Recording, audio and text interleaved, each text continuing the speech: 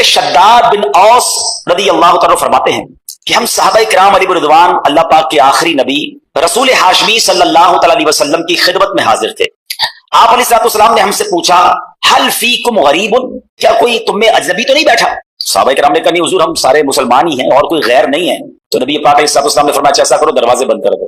صحابہ نے دروازے بند کر دیے. اب آپ علیہ السلام نے فرمایا ارفعوا ایدیکم وقولوا لا الہ الا اللہ، ہاتھ اوپر اٹھا لو اور لا الہ الا اللہ پڑھنا شروع کر دو. حضرت شداد بن اوس کہتے ہیں ہم سب نے ہاتھ اوپر اٹھائے اور کلمہ پاک پڑھنا شروع کر دیا.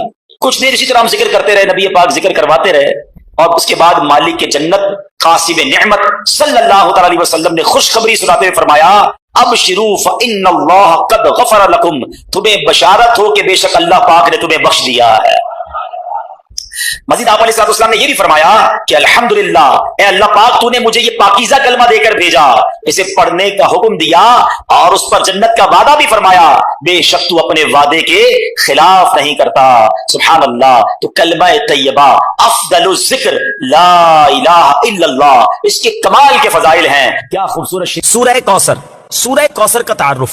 مقام نزول علامہ علی بن محمد خازن رحمۃ اللہ تعالی علیہ فرماتے ہیں سورہ کوثر جمہور مفسرین کے نزدیک مکیہ ہے اور بعض مفسرین کے نزدیک مدنیہ ہے. آیات، کلمات اور حروف کی تعداد. اس صورت میں 1 رکوع، 3 آیتیں، 10 کلمے اور 42 حروف ہیں. کوثر نام رکھنے کی وجہ، کوثر سے دنیا اور آخرت کی بے شمار خوبیاں مراد ہیں اور جنت کی ایک نہر کا نام بھی کوثر ہے. اس سورت کی پہلی آیت میں یہ لفظ موجود ہے، اس مناسبت سے اسے سورہ کوثر کہتے ہیں. سورہ کوثر کے مضامین. اس سورت کا مرکزی مضمون یہ ہے کہ اس میں اللہ تعالیٰ نے اپنے حبیب صلی اللہ تعالی علیہ وآلہ وسلم کی مدحت بیان فرمائی ہے اور اس میں یہ مضامین بیان ہوئے ہیں. نمبر 1، اس کی پہلی آیت میں اللہ تعالیٰ کے اس فضل و احسان کا بیان ہے جو اس نے اپنے حبیب صلی اللہ تعالی علیہ وسلم پر فرمایا. نمبر 2، دوسری آیت میں نبی کریم صلی اللہ تعالی علیہ وسلم سے فرمایا گیا کہ اللہ تعالیٰ کے فضل و احسان کے شکریہ میں نماز پڑھتے رہیں اور قربانی کریں. نمبر 3، تیسری آیت میں فرمایا گیا کہ جو اللہ تعالیٰ کے حبیب صلی اللہ تعالی علیہ وآلہ وسلم کا دشمن ہے وہی ہر خیر سے محروم ہے. سورہ ماعون کے ساتھ مناسبت. سورہ کوثر کی اپنے سے ماں قبل سورت ماعون کے ساتھ مناسبت یہ ہے کہ سورہ ماعون میں کافروں اور منافقوں کی جو صفات بیان کی گئیں ان کے مقابلے میں سید المرسلین صلی اللہ تعالی علیہ وآلہ وسلم کے اوصاف سورہ کوثر میں بیان کیے گئے. بسم اللہ الرحمن الرحیم. ترجمہ: اللہ کے نام سے شروع جو نہایت مہربان رحمت والا ہے. انا اعطیناک الکوثر فصل لربک وانحر ان شانئک هو الابتر. ترجمہ: اے محبوب، بے شک ہم نے تمہیں بے شمار خوبیاں عطا فرمائی تو تم اپنے رب کے لیے نماز پڑھو اور قربانی کرو، بے شک تمہارا دشمن ہی ہر بھلائی سے محروم ہے. انا اعطیناک الکوثر. اے محبوب، بے شک ہم نے تمہیں بے شمار خوبیاں عطا فرمائی. تفسیر صراط الجنان میں ہے کوثر کی تفسیر میں مفسرین کے مختلف اقوال ہیں. ان سب اقوال کا خلاصہ یہ ہے کہ اے محبوب، بے شک ہم نے تمہیں بے شمار خوبیاں عطا فرمائی اور کثیر فضائل عنایت کر کے تمہیں تمام مخلوق پر افضل کیا. آپ کو حسن ظاہر بھی دیا، حسن باطن بھی عطا کیا، نسب عالی بھی، نبوت بھی، کتاب بھی، حکمت بھی، علم بھی، شفاعت بھی، حوض کوثر بھی، مقام محمود بھی، امت کی کثرت بھی، دین کے دشمنوں پر غلبہ بھی، فتوحات کی کثرت بھی اور بے شمار نعمتیں اور فضیلتیں عطا کی جن کی انتہا نہیں. آیت انا اعطیناک الکوثر سے حاصل ہونے والی معلومات. اس سے 5 باتیں معلوم ہوئی. نمبر 1، اللہ تعالیٰ نے اپنے حبیب صلی اللہ تعالی علیہ وآلہ وسلم کو کوثر عطا کر دی ہے، کیونکہ یہاں یہ نہیں فرمایا گیا کہ ہم آپ کو کوثر عطا کریں گے، بلکہ یہ فرمایا کہ بے شک ہم نے آپ کو کوثر عطا کر دی. نمبر 2، اللہ تعالیٰ کی اپنے حبیب صلی اللہ تعالی علیہ وآلہ وسلم پر یہ عطا ان کے نبی اور رسول ہونے کی وجہ سے نہیں، بلکہ آپ علیہ الصلوۃ والسلام کی ذات کی وجہ سے ہے جو شان محبوبیت کی صورت ہے، کیونکہ یہاں یہ فرمایا اعطیناک، ہم نے آپ کو عطا فرمائی. یہ نہیں فرمایا کہ اعطینا الرسول یا اعطینا النبی. نمبر 3، تاجدار رسالت صلی اللہ تعالی علیہ وآلہ وسلم پر یہ عطا کسی عبادت اور ریاضت کی وجہ سے نہیں ہے، بلکہ ان پر یہ عطا اللہ تعالیٰ کے عظیم فضل اور احسان کی وجہ سے ہے، کیونکہ یہاں عطا کا ذکر پہلے ہوا اور عبادت کا ذکر بعد میں ہوا. نمبر 4، اللہ تعالیٰ نے آپ کو کوثر کا مالک بنا دیا ہے تو آپ جسے چاہیں جو چاہیں عطا کر سکتے ہیں. نمبر 5، سید المرسلین صلی اللہ تعالی علیہ وآلہ وسلم کی مدحت خود رب تعالیٰ فرماتا ہے. اعلیٰ حضرت امام احمد رضا خان علیہ رحمت الرحمان فرماتے ہیں انا اعطیناک الکوثر، ساری کثرت پاتے یہ ہیں ٹھنڈا ٹھنڈا میٹھا میٹھا پیتے ہم ہیں پلاتے یہ ہیں. اور ایک اور جگہ فرماتے ہیں نا، اے رضا خود صاحب قرآن ہے مداح ہے حضور، تجھ سے کب ممکن ہے پھر مدحت رسول اللہ کی. فصل لربك وانحر. تو تم اپنے رب کے لیے نماز پڑھو اور قربانی کرو. تفسیر صراط الجنان میں ہے، یعنی اے حبیب صلی اللہ تعالی علیہ وآلہ وسلم، اللہ تعالیٰ نے آپ کو دونوں جہاں کی بے شمار بھلائیاں عطا کی ہیں اور آپ کو وہ خاص رتبہ عطا کیا ہے جو آپ کے علاوہ کسی اور کو عطا نہیں کیا. تو آپ اپنے اس رب عز و جل کے لیے نماز پڑھتے رہیں جس نے آپ صلی اللہ تعالی علیہ وآلہ وسلم کو کوثر عطا کر کے عزت و شرافت دی، تاکہ بتوں کے پجاری ذلیل ہوں اور بتوں کے نام پر ذبح کرنے والوں کی مخالفت کرتے ہوئے اپنے رب عز و جل کے لیے اور اس کے نام پر قربانی کرے. اس آیت کی تفسیر میں ایک قول یہ بھی ہے کہ نماز سے نماز عید مراد ہے. ان شانئك هو الابتر.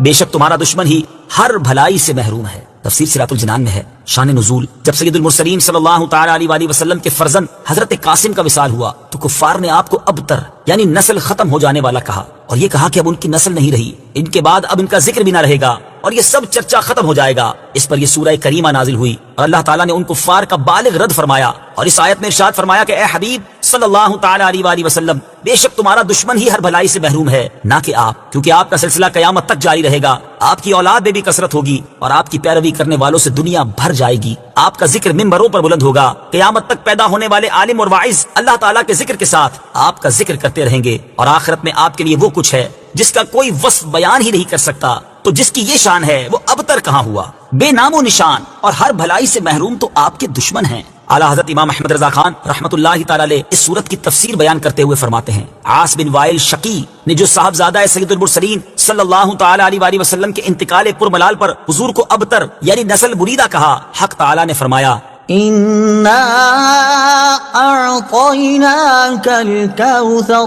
بے شک ہم نے تمہیں خیر کثیر عطا فرمائی کہ اولاد سے نام چلنے کو تمہاری رفعت ذکر سے کیا نسبت. کروڑوں صاحب اولاد گزرے جن کا نام تک کوئی نہیں جانتا، اور تمہاری ثنا کا ڈنکا تو قیامت تک اکناف عالم اور اطراف جہاں میں بجے گا، اور تمہارے نام نامی کا خطبہ ہمیشہ ہمیشہ اطباق فلک آفاق زمین میں پڑھا جائے گا. پھر اولاد بھی تمہیں وہ نفیس و طیب عطا ہوگی جن کی بقا سے بقائے عالم مربوط رہے گی. اس کے سوا تمام مسلمان تمہارے بال بچے ہیں اور تم سب مہربان ان کے لیے کوئی نہیں، بلکہ حقیقت کار کو نظر کیجئے تو تمام عالم تمہاری اولاد مانوی ہے کہ تم نہ ہوتے تو کچھ بھی نہ ہوتا، اور تمہارے ہی نور سے سب کی آفرینش ہوئی. اسی لیے جب ابو البشر آدم تمہیں یاد کرتے تو یوں کہتے، یا ابنی صورتن و ابایا معنن، اے ظاہر میں میرے بیٹے اور حقیقت میں میرے باپ. پھر آخرت میں جو تمہیں ملنا ہے اس کا حال تو خدا ہی جانے. جب اس کی یہ عنایت بے غایت تم پر مبذول ہو تو تم ان اشقیاء کی زبان درازی پر کیوں ملول ہو، بلکہ فصل لربك وانحر. رب کے شکرانے میں اس کے لیے نماز پڑھو اور قربانی کرو. ان شانئك هو الابتر. جو تمہارا دشمن ہے وہی نسل بریدہ ہے کہ جن بیٹوں پر اسے ناز ہے، یعنی عمرو و حشام رضی اللہ تعالی عنہما، وہی اس کے دشمن ہو جائیں گے اور تمہارے دین حق میں آ کر بوجائے اختلاف دین اس کی نسل سے جدا ہو کر تمہارے دینی بیٹوں میں شمار کیے جائیں گے. پھر آدمی بے نسل ہوتا تو یہی صحیح کہ نام نہ چلتا. اس سے نام بد کا باقی رہنا 1000 درجے بدتر ہے. تمہارے دشمن کا ناپاک نام ہمیشہ بدی و نفرین کے ساتھ لیا جائے گا اور روز قیامت ان گستاخیوں کی پوری سزا پائے گا. والعیاذ باللہ تعالی. اس سے معلوم ہوا کہ حضور پر نور صلی اللہ تعالی علیہ وآلہ وسلم کا اللہ تعالیٰ کی بارگاہ میں مقام اتنا بلند ہے کہ ان کے گستاخ کو اس کی گستاخی کا جواب خود رب تعالیٰ دیتا ہے. سورہ تکاثر. سورہ تکاثر کا تعارف. مقام نزول. سورہ تکاثر مکہ مکرمہ میں نازل ہوئی ہے. آیات، کلمات اور حروف کی تعداد. اس سورت میں 1 رکوع، 8 آیتیں، 28 کلمے اور 120 حروف ہیں. تکاثر نام رکھنے کی وجہ. تکاثر کا معنی ہے مال، اولاد اور خادموں کی کثرت پر فخر کرنا. اس سورت کی پہلی آیت میں یہ لفظ موجود ہے، اس مناسبت سے اسے سورہ تکاثر کہتے ہیں. سورہ تکاثر کے فضائل. نمبر 1، حضرت عبداللہ ابن عمر رضی اللہ تعالی عنہما سے روایت ہے، نبی اکرم صلی اللہ تعالی علیہ وآلہ وسلم نے ارشاد فرمایا، کیا تم میں سے کوئی اس کی طاقت نہیں رکھتا کہ وہ روزانہ 1000 آیتوں کی تلاوت کرے؟ صحابہ کرام رضی اللہ تعالی عنہم نے عرض کی، اس کی طاقت کون رکھتا ہے؟ ارشاد فرمایا، کیا تم میں کوئی روزانہ الہاکم التکاثر پڑھنے کی طاقت نہیں رکھتا؟ یعنی یہ سورت پڑھنا ثواب میں 1000 آیتیں پڑھنے کے برابر ہے. نمبر 2، حضرت جریر بن عبداللہ رضی اللہ تعالیٰ عنہ فرماتے ہیں رسول اللہ صلی اللہ تعالیٰ علیہ وسلم نے ارشاد فرمایا میں تمہارے سامنے سورت الہاکم التکاثر پڑھنے لگا ہوں تو اسے سن کر جو رو پڑا تو اس کے لیے جنت ہے۔ آپ صلی اللہ تعالیٰ علیہ وسلم نے وہ سورت پڑھی تو بعض صحابہ کرام رضی اللہ تعالیٰ عنہم رو پڑے اور بعض کو رونا نہیں آیا۔ جن صحابہ کرام رضی اللہ تعالیٰ عنہم کو رونا نہیں آیا تو انہوں نے عرض کی یا رسول اللہ صلی اللہ تعالیٰ علیہ وسلم ہم نے بہت کوشش کی لیکن رونے پر قادر نہیں ہو سکے۔ حضور اقدس صلی اللہ تعالیٰ علیہ وسلم نے ارشاد فرمایا میں دوبارہ تمہارے سامنے وہ سورت پڑھتا ہوں تو جو رو پڑا اس کے لیے جنت ہے اور جسے رونا نہ آئے تو وہ رونے جیسی صورت بنا لے۔ سورہ تکاثر کے مضامین۔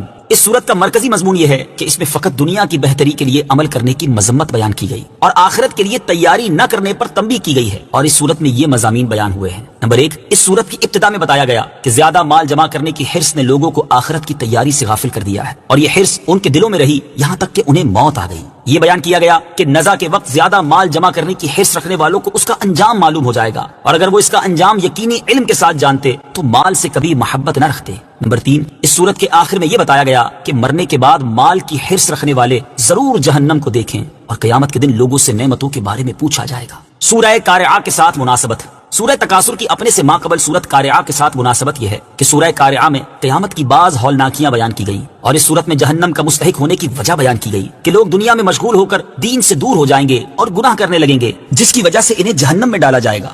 بسم اللہ الرحمن الرحیم۔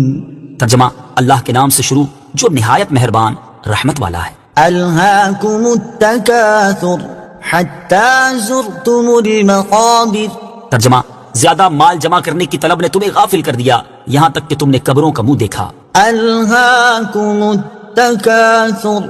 زیادہ مال جمع کرنے کی طلب نے تمہیں غافل کر دیا۔ تفسیر سراج الجنان میں ہے ارشاد فرمایا کہ زیادہ مال جمع کرنے کی طلب نے اور اپنے مال اور اولاد پر فخر کرنے نے تمہیں اللہ تعالیٰ کی عبادات سے غافل کر دیا۔ کثرت مال کی حرص کی مذمت۔ اس سے معلوم ہوا کہ کثرت مال کی حرص اور اس پر اور اولاد پر فخر کا اظہار کرنا مذموم ہے، اور اس میں مبتلا ہو کر آدمی اخروی سعادتوں سے محروم رہ جاتا ہے۔ اللہ تعالیٰ ارشاد فرماتا ہے اعلموا انما الحیات